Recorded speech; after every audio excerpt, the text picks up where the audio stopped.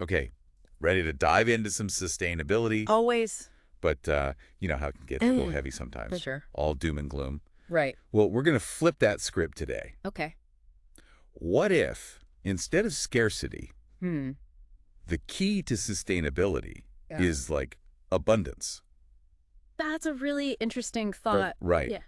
And that is kind of the idea behind this article we're looking at called Sustainability as we know it. Sustainability as We Know It Abhors Abundance by Paul Leonard. He's the CEO of Cascade Catalysts. And it really does challenge some conventional thinking.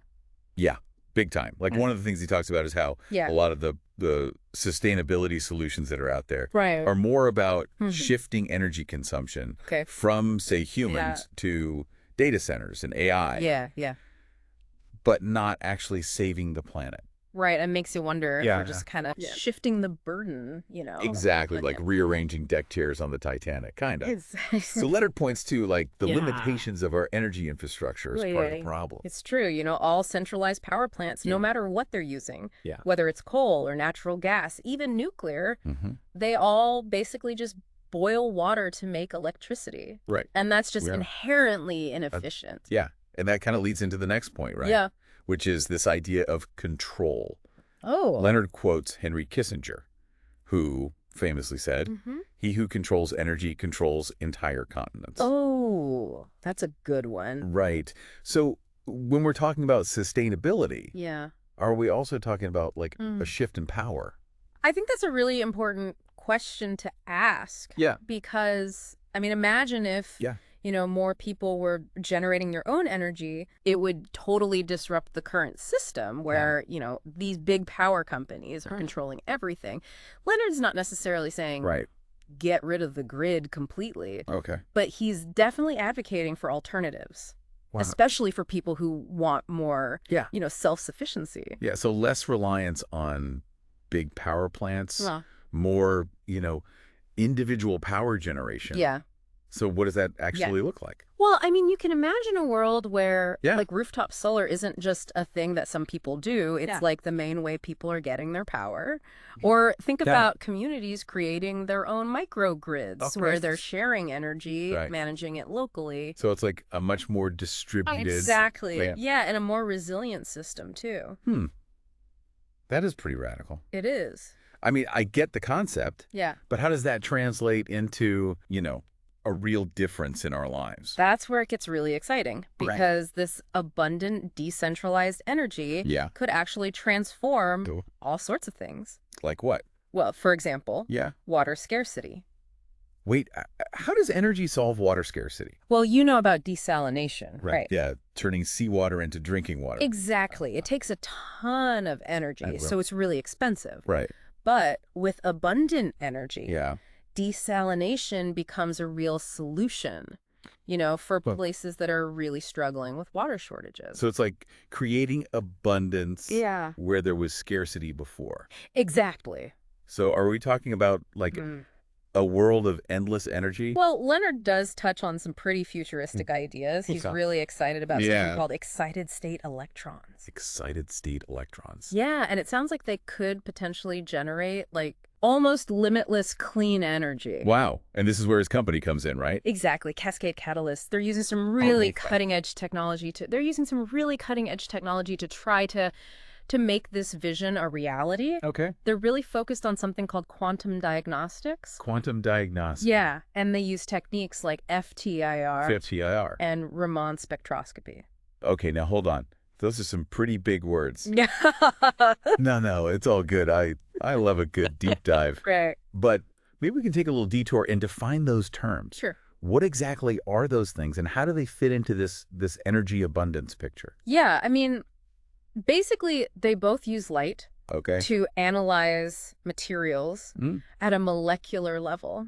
Okay. So imagine being able to like identify each individual building block of a substance and see how they interact with each other. So it's like a super-powered microscope for energy research. Exactly. And that's what Cascade Catalyst is using to design and optimize these energy systems, they're also developing new catalysts. Okay, catalysts. So like the thing in our cars that help control emissions. Yeah, but think of it like, catalysts on steroids. Okay. These are specifically designed to work with those excited state electrons we were talking about. And what's really interesting is that they're avoiding the use of rare earth elements. Yeah, that's a big deal. Why is that a big deal? Well, so rare earth elements are crucial for a lot of green technologies, but the way they're mined is often, really damaging to the environment. Yeah. And, they're also subject to geopolitical tensions and supply chain issues. Right. So being able to find alternatives is a really big win for sustainability. So it's like solving one problem without creating a new one. Exactly. Okay, so back to these excited state electrons. How realistic is it that this could actually, power our future? Well, I mean, it's still pretty early. Okay. But the potential is definitely there. Leonard actually envisions a future where this technology is used not just for energy, but also for things like advanced medical imaging. Wow. And even early health risk detection. Wait, so we're talking clean, abundant energy. Yeah. That could also revolutionize healthcare. I mean, that's the idea, right? That's pretty mind-blowing. It is. I'm starting to see how this whole idea of abundance goes way beyond just energy. Totally. It's really a whole different way of thinking. Yeah, and Leonard actually talks about how abundance requires a shift in mindset. Yeah, a shift in mindset.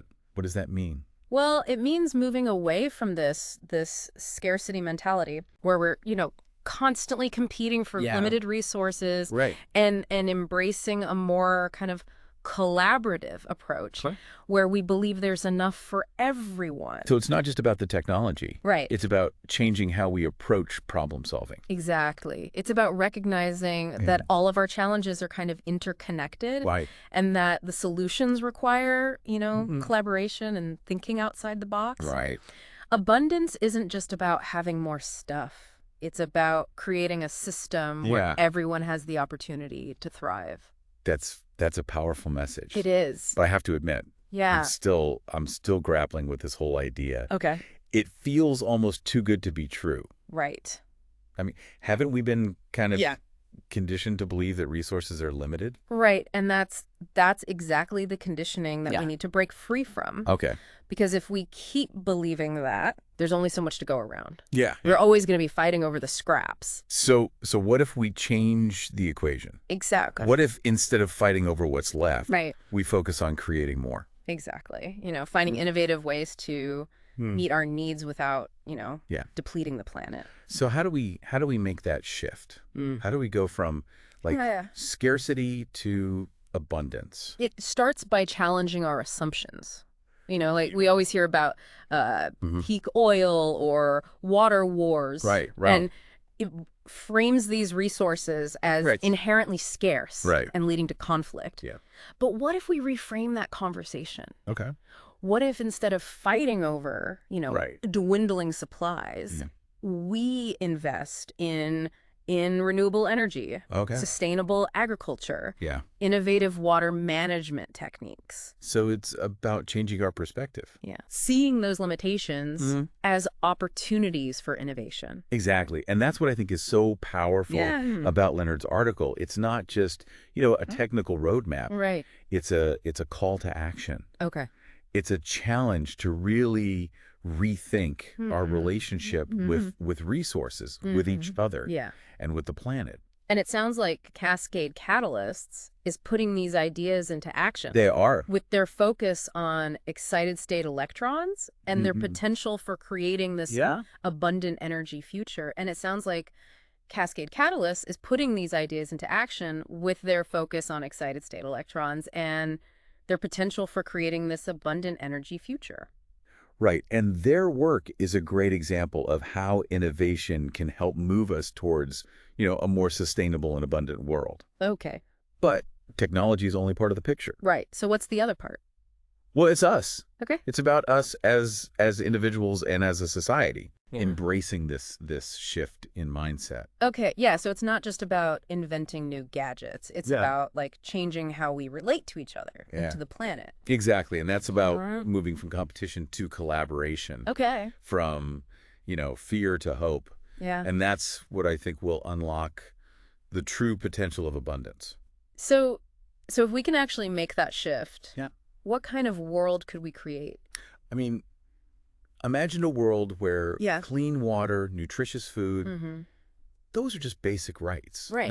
Not privileges for some. Yeah. And, energy poverty is a thing of the past. Okay. And we have the resources to really tackle climate change and heal the planet. Yeah. I mean, imagine what we could do if we could focus on creativity, innovation, building a future that works for everyone. That's a really powerful vision. It is. Is it achievable? I don't think it's naive. To believe in a better future. Yeah. I mean, look, history is full of seemingly impossible dreams that became reality. Okay. But it does take courage, yeah, commitment, and a willingness to challenge the status quo. I think that's what makes this conversation so interesting, right? Yeah. It's not just about the facts and figures. It's about, like, inspiring a new way of thinking. Right. A new way of being in the world. And that's where I think this article really shines. It does. It's not just, a dry academic paper. Yeah. It's a call to action. Yeah. So what can our listeners do? Well, I think the first step is just to start asking questions. Okay. Challenging assumptions. Look for opportunities to support, businesses and organizations that are working towards a more sustainable and abundant future. Right. And most importantly, believe in the power of possibility. Believe that we can create a world where everyone has the chance to thrive. Well, this deep dive has definitely given me a lot to think about.